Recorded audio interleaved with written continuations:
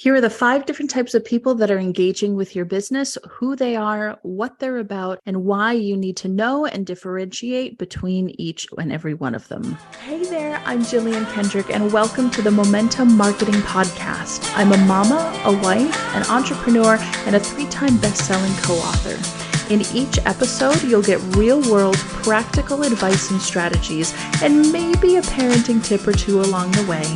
If you're ready to create a business that supports your family and your lifestyle, then you're in the right place. Hey there, I'm so excited that you're here with me today. We are talking about the 5 different types of people who are engaging with your business, your brand, whatever it is. But before I get started, I want to bring up something real quick. In a segment that I like to call parenting tips that you didn't ask for, or maybe in this case, we'll just call it a parenting story that you didn't ask for, here is the last 2 weeks of my life. We had a nanny for about a year, a little more than a year, maybe like 15, 16 months, and it was great. And then ever since that first nanny left, we have gone through, you guys, 5 other nannies at this point, and it's just really, really hard to find good quality people in our area at our price point who have the experience that we're looking for, who gel with our family, who want the same hours and want full-time work, who get along with our son, right? There's like so many factors. It's not just hire a person and you have a warm body that can push a button over and over again. There's so many other elements to hiring at-home caretakers,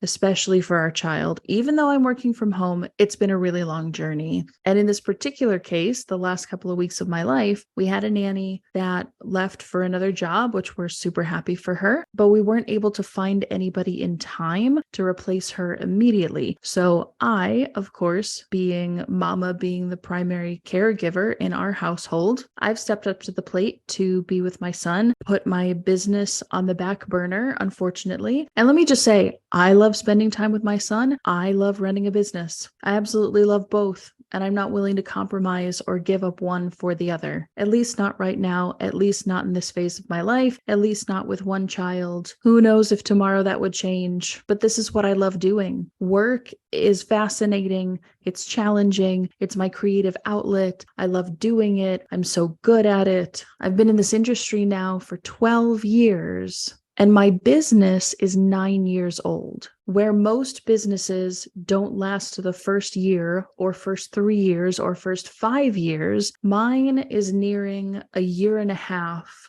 rounding the bend towards a decade, which is unfathomable. I don't think I could go back and tell my 9-year-old self or my 18-year-old self, you're going to own a business someday. I think I would laugh. But I absolutely love it. It's my creative outlet. I have the absolute privilege and awesome responsibility of providing jobs for really good people, being the caretaker of our clients and their clients. And I love what I do. So I'm not going to give that up. But I also really love my son. Really, really love being a mama. I really love when he turns around and says, "Mama, peekaboo, I see you," out of nowhere. And I didn't even know that he knew the phrase, "I see you." I love it when I ask him to say something on camera and he goes, "No."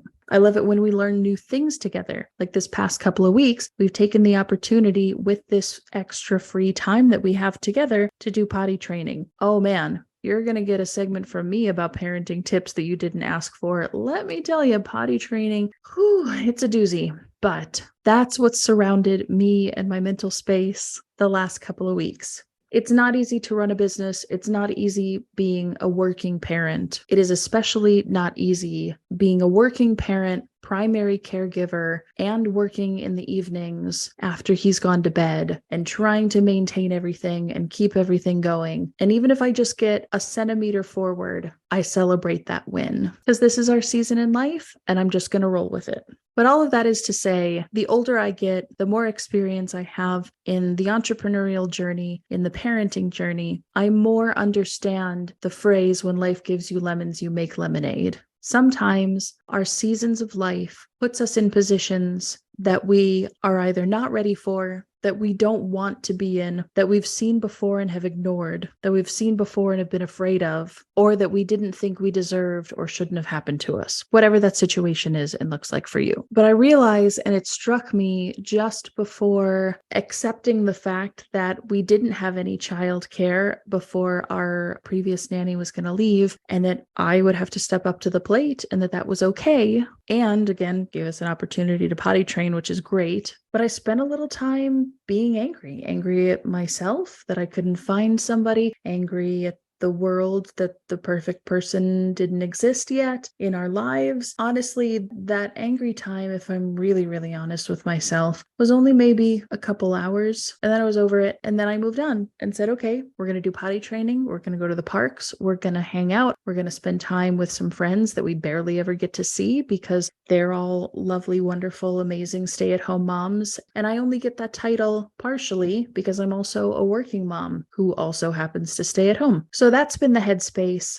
That's been my life in the last couple of weeks. And rather than being frustrated, rather than being angry, rather than being upset that we don't have childcare just yet, or that life is hard right now, because it definitely is. I'm sure you feel that one. I decided to make the best of our situation that I knew I couldn't fix or control in the moment. And it's been really great. Our son is by no means fully potty trained, but we're working on it. And he's had a lot of success, and he's really enjoyed celebrating that success and eating a mountain of chocolate chips for bribery.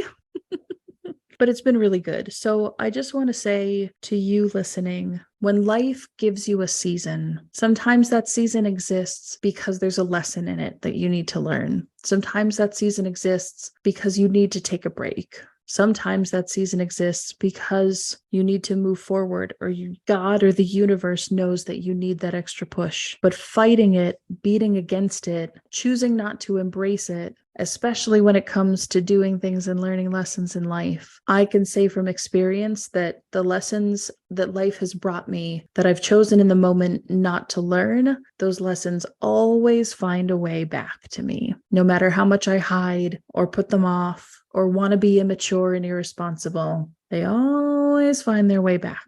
And even though not dedicating as much of my time as I normally do to my business, not having that creative outlet, not moving a couple of big projects forward as much as I would like to, embracing the time with my son and knowing that I will never, ever get this time back. He will never be as young as he is now. I will definitely never be as young as I am now. It's been really rewarding and fulfilling to spend more time with him. Granted, I know he's going to be really angry when we hire somebody new and we have to go back to our normal lives. But for now, we've had this kind of difficult, but also magical couple of weeks together. And whatever you're going through in your season of life, you can choose to embrace it. You can choose to ignore it. You can choose to fight it. You can choose to accept it. But no matter what, keep moving forward, even if it is that centimeter. Even if it is just checking email, even if it is just answering a message or looking at your DMs on Instagram, whatever it is, just keep going. Now to the topic at hand. On deck today, we are talking about the 5 different types of people who are engaging with your business, who they are, what they're about, what they need, what stage of the buying process that they're in, and what you can do to support them, understand who they are, and really ultimately what their level of engagement is so that you know how to be supportive, how to embrace them, and ultimately why we're all in business, right? Turn them into buyers, turn them into clients, or turn them into customers. So I'm going to read the list of the 5, and then we're going to talk about each and every single one of them. The middle 2, I'm going to explain at great length. So even if you don't quite understand or disagree, just hold on. Or email me at hello@jilliankendrick.com if you have any feedback. You can also leave comments below this episode, or if you have any feedback for us, please let us know. So 1 to 5, 1 being the least engaged, 5 being the most engaged. Number 1, I believe we have followers. 2 is subscribers. 3 is prospects, 4 is leads, and 5 is clients or customers or sales. So number 1, followers. This is when we're talking about people who happen to see your content on social, people who see your billboard, watch your commercial, listen to your podcast, see your ads, even if it's organic or paid advertising. If they aren't subscribed to you, if they haven't given you their information yet, or they haven't bought from you, they're considered just a follower. They're just a person out there, an avatar with zero identity, who happens to glance at, listen to, or look at some level of content or something that you have out there. So those are what I believe are followers. 50 to 80% or more of the traffic that you get, the ad views that you get, views or listens to your content, your YouTube, podcasting, whatever it is, 50 to 80% of the stuff that you're getting is going to be these types of people. And this is where that kind of top of funnel, as they call it, starts to happen. And as with the shape of a funnel, as you go down, it gets narrower and narrower and narrower. We're narrowing in, zeroing in on the people that we want to attract, on the people that we want to engage with and that want to engage with us. So second from followers is subscribers. Now, again, these are people who have raised their hand and not necessarily have subscribed to an email list, because I really think there's an intentionality there when it comes to handing over their personal data and saying, yes, I want to stay connected with you. I want to hear from you. I want to know what you're about. Please tell me more. Here's my email address, or here's my phone number to send me text messages. The intentionality behind that action is much, much, much, much different than going to YouTube, seeing content that you like, and hitting subscribe, or listening to an amazing marketing podcast, hint, hint, wink, wink, and hitting the subscribe button. Because even if you are subscribed, even if you have subscribers, even if you have people who are following you on Instagram, which I know they're called followers on Instagram, in my opinion, if somebody has clicked a button to stay connected with you, but they have not given you personal data, they haven't given you their phone number, their email address, something like that, then they're considered subscribers. In my opinion, other people will call it other things. That's totally fine. But for my purposes, followers are people out there that are just seeing and viewing the content that you have, whether it's like ads and other things. And then subscribers are people who have clicked the plus button in Spotify, or people who have gone to YouTube and hit the subscribe button to follow your content. People who have gone on Instagram and hit the follow button to follow you on Instagram. People who have joined your private Facebook groups. Those people, in my opinion, are subscribers. They get notified when you're producing content, but they haven't necessarily given you personal data. They haven't given you the absolute right to stay connected with them. They have chosen to stay connected with you as you produce content and put it out into the world, but they have not given you absolute permission to contact them. You see how there's a difference there? The direction of the communication is different there. Personally,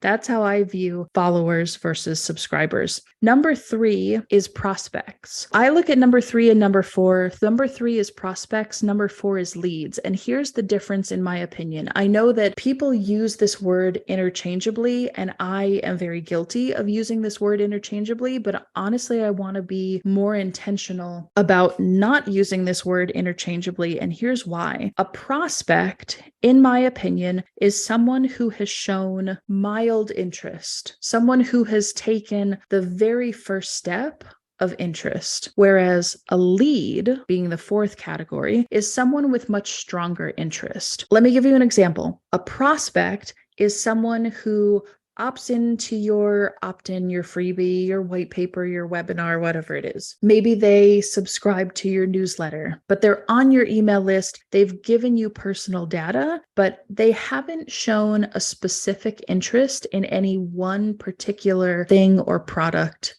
quite yet. They're interested. They want to hear more. They've gone through the process of giving you permission to contact them, but you don't quite know exactly what they're interested in. Whereas a lead, somebody that I would consider or define as, you know, the product, or they've expressed interest in a specific product they're interested in, right? For a lack of a better term. They just have a much, much stronger interest. They are more likely to buy, or they are further down the journey of the buying process. Somebody who gets on a sales call with you or a discovery call, that would be somebody who's a lead, in my opinion. Whereas a prospect is somebody who maybe has signed up for your newsletter, has seen your email that says, hey, I'm doing free strategy calls or free discovery calls, and they're interested, but they haven't quite pushed the button. They haven't made that additional next step of showing a strong interest in what you have. So that, in my opinion, is the big differentiator between a prospect and a lead.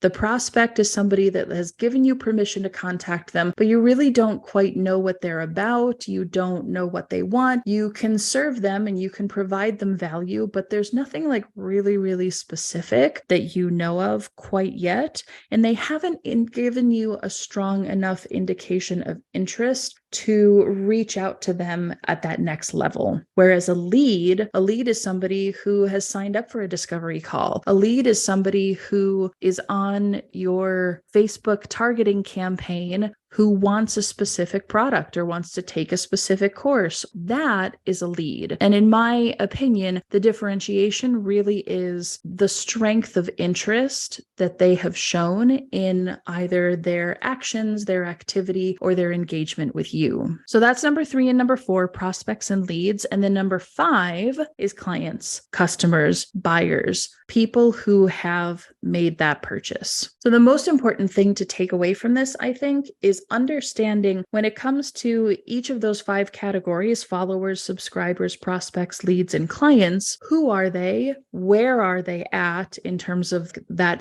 5-step buying journey, if you will? At what level do they want to be notified? At what level do they want to be contacted? How much interest have they shown? To what level or what degree have they shown that interest? What actions have they taken to indicate that they're interested in something or in a product, in a service with you? And to what level or what amount of permission have they given you to reach out to them? Because as we know, subscribing to a newsletter or an email list is a very kind of casual, passive way of saying, hey, I'm interested, please contact me. But opening emails specific to a particular product launch, that is a bit stronger. That's like the prospect level. That's a bit stronger level of interest. And a lead would be, okay, I'm really interested in this product or this service. I've signed up for a discovery call or a sales call. Please contact me immediately. Let's go. And then number 5 being client, customer, or buyer, they have taken that step.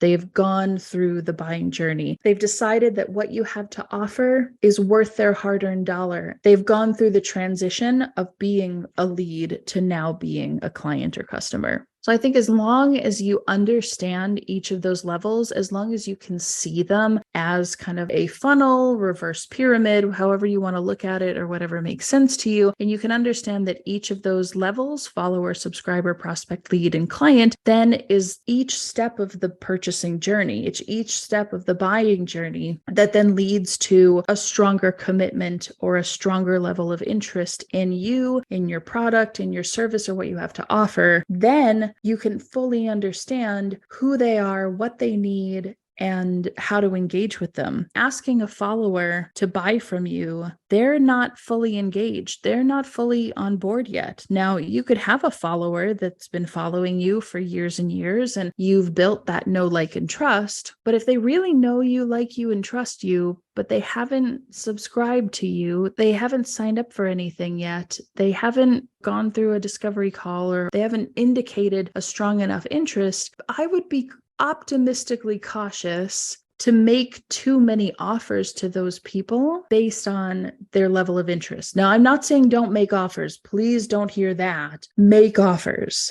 Make lots of offers and provide lots of value all the time as much as possible. Please do that to everyone all five of those stages. But what I am saying is that when you understand each stage, you understand the level of commitment and, again, indicated interest from that person, then you can follow up with them appropriately. You can speak to who they are and where they're at. You can understand them better, their psychology better. You can use language that connects with those people on a much deeper level. And you can engage, provide value, and make offers that are either stronger based on their indications, or maybe a bit more casual based on their following of you or their level of interest, right? That's where I think these 5 categories are really the most powerful thing that you can have. So don't forget followers, subscribers, prospects, leads, and clients. I